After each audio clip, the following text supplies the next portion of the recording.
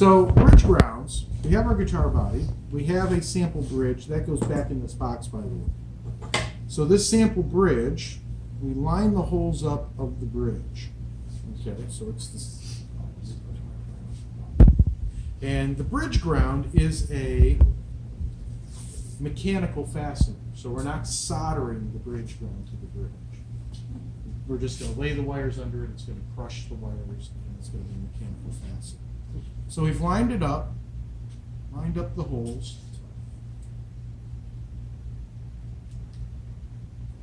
And I lay a piece of tape in front of the bridge. That piece of tape is in the no-fly zone. If you drill in the no-fly zone, you're going to see it. If you drill behind that no-fly zone, guess what? It's hidden. So, bridge ground. It is marked bridge ground. Okay. We also have some cardboard for bridge grounds.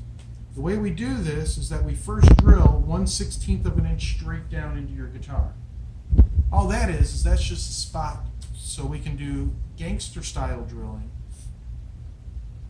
diagonal. Once you start this diagonal drill, do not change the angle.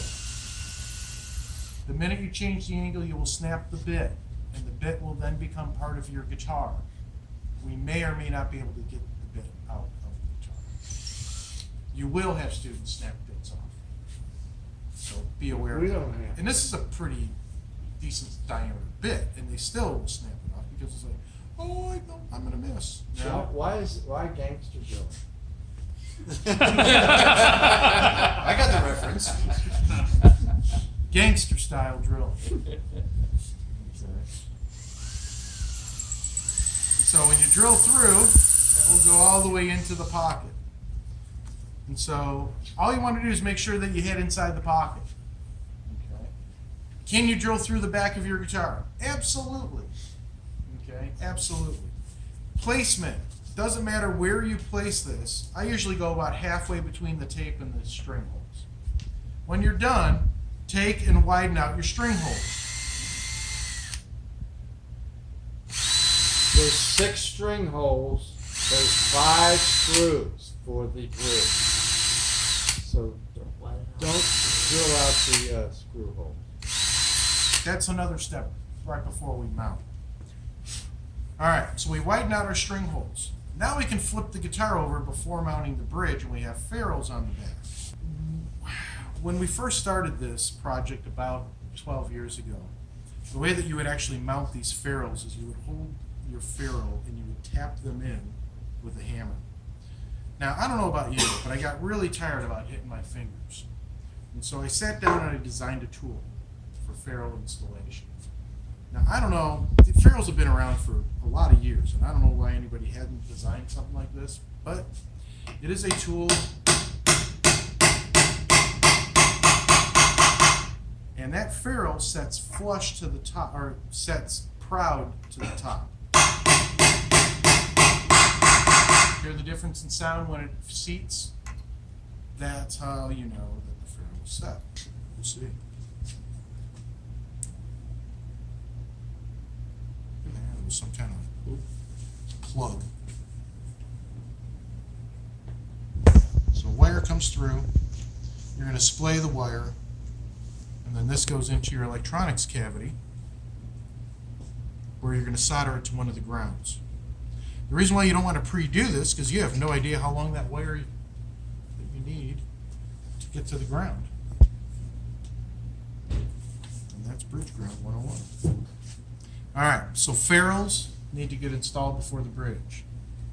Anytime we put a screw into the wood, we have to have some type of lubricant on the screw, whether it's soap or wax. I myself use the Johnny ring. Not used though. Not already been used. Do you know what that is? Does everybody know what a Johnny ring is? Total blue ring. Total blue ring. Buy at your hardware store. $1.50, comes in a little plastic container. It's like a donut. Yeah. Looks like a donut. You dip the screw in. It's beeswax. Works It works fantastic. And everybody, Gets a good laugh out of the deal. yeah. And they're doing this. Is this what I think it is?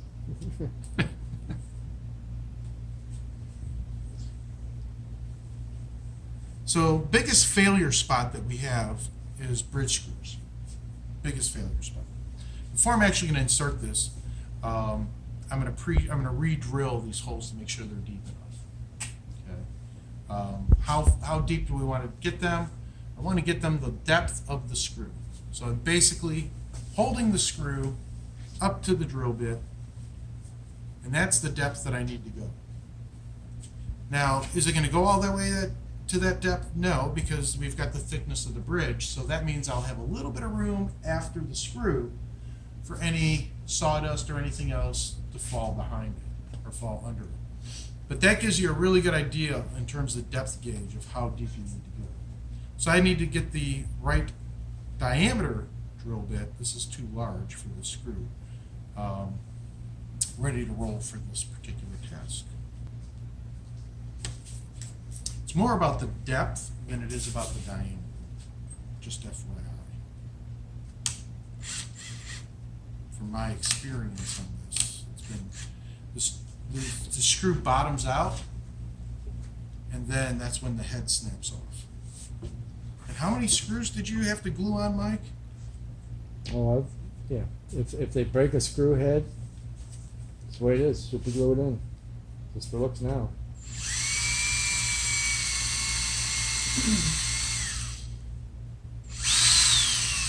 .564.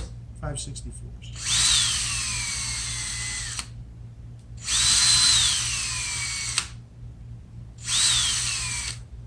And no matter what any of your students want to do, don't let them put it in with a drill.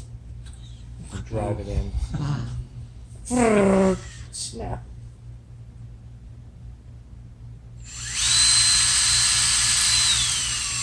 So, when you're drilling, smaller bit, faster speed, larger bit, slower speed is the rule of thumb.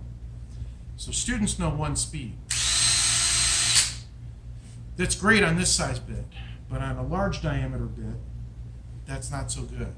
That's why these get burned up when you're drilling the jack holes, is because they're going at a much too high speed rate. So small diameter bit, fast speed, large diameter bit, slower speed. All right, now that we've got that set and pre-drilled and pre-waxed, what I'll do is I'll set the two screws on the end